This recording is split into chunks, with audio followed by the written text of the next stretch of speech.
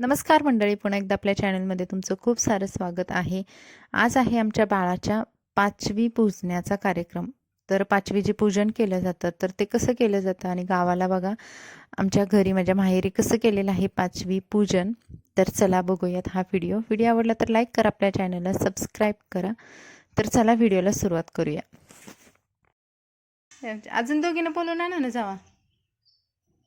ते तुझ्या परीला आणखी ग बोलवून दीदीला. भावाला नको, पोरी पाहिजेत. पोरी पाहिजेत ग 5. हो, तिची बहीण आणि तुझी बहीण. लगेच या बरं का, तुम्हाला खाऊ देणार मग मी. तू तू तर खूप दिसते. तुझं नाव सांग काय? निकिता, तृप्ती, श्रेयशा, नेहा, संस्कृती, जोरात बोल की. श्रावण. हा, आता आमच्या बाळाला ना ओवाळायचं बरं का. बघा किती पोरी आलेत. शाळेत गेले नाही का? शाळेत निघाले. तू कितवीला आहे ग चिऊ? अंगणवाडीला. अंगणवाडीला. आणि तू? अंगणवाडीला.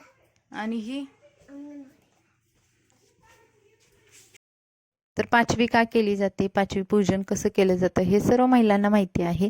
तर आम्ही सुद्धा अशाच पद्धतीने बघा सकाळीच या मुली शाळेत चालल्या होत्या तर त्यांना बोलवलं. तर 5 मुलींनी आपल्या बाळाला ओलांडायचं असतं. तर इथे बघा 7 मुली बोलवल्या होत्या. तर सुरुवातीला आईने सर्वांना हळदी कुंकू लावलं. या पण आपल्या घरच्या लक्ष्मीच आहेत. तर त्यांना अशा पद्धतीने हळदी कुंकू लावून नंतर त्यांना ओलांडायला सांगितलं होतं. ज्या मोठ्या मुली होत्या त्यांना व्यवस्थित ओलांडता येत होतं बाळाला, पण छोट्या होत्या त्या थोड्या घाबरत होत्या. तर आम्ही त्यांना थोडीशी हिंमत देऊन त्यांचा हात पकडून बाळाला ओलांडायला सांगितलं. 5वी दिवशी दिवे लावले जातात संध्याकाळी, जिथे आपण बाळाला झोपवतो तिथे आणि जिथे बाळाला आपण आंघोळ घालतो तिथे.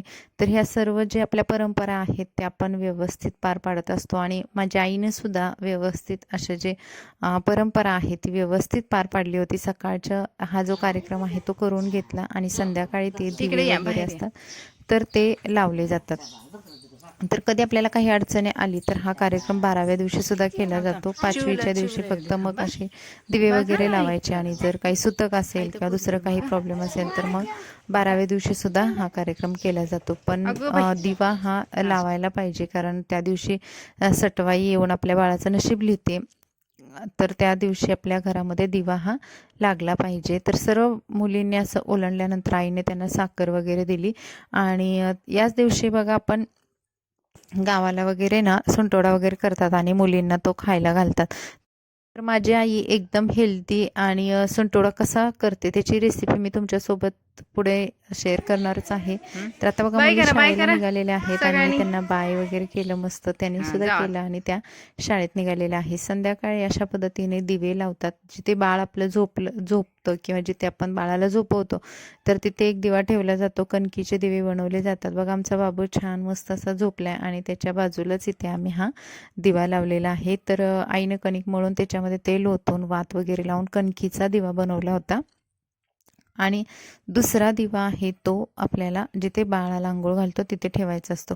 तर इथे बघा द्रोण घेतलं मी, कारण तो कणकेचा दिवा आहे त्याचं तेल सांडू नये आणि खाली बेडशीट आहे तर तिथे काही लागू नये म्हणून मग मी उगीच रिस्क नको म्हणून सेफ्टीसाठी एक द्रोण घेतला आणि द्रोणामध्ये हा दिवा ठेवलेला आहे. तर जोपर्यंत हा दिवा जळतोय तोपर्यंत मी पण जागीच होती.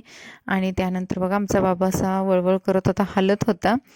आणि दुसरा दिवा आहे बघा इथे आंघोळ जिथे आम्ही बाळाला घालतो ना तर तिथे ठेवलेला आहे. तर बाथरूममध्ये आम्ही आंघोळ घालत नाही, बाहेरच्या बाजूला जे सिमेंट चोट आहे तिथे घालतो. त्यानंतर बाळाला त्याच दिवशी असे छोटे छोटे जो धागा असतो काळा गोफ असतो तर त्या गोफचे छोटे तुकडे करून ना तिच्या हातामध्ये, पायामध्ये, कमरेला असं बांधलं जातं आणि जानवा म्हणून गळ्यामध्ये सुद्धा एक बांधलं जातं. तर आईनं अशा पद्धतीने पायाला, हाताला तिच्या पूर्ण हे जे काळे गोप आहे ते बांधले होते आणि त्यावेळेस बाळाचं रूप आहे ते वेगळंच दिसतं.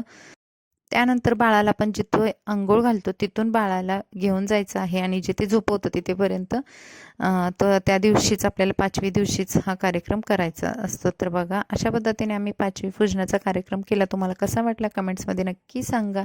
चला भेटू, बाय बाय.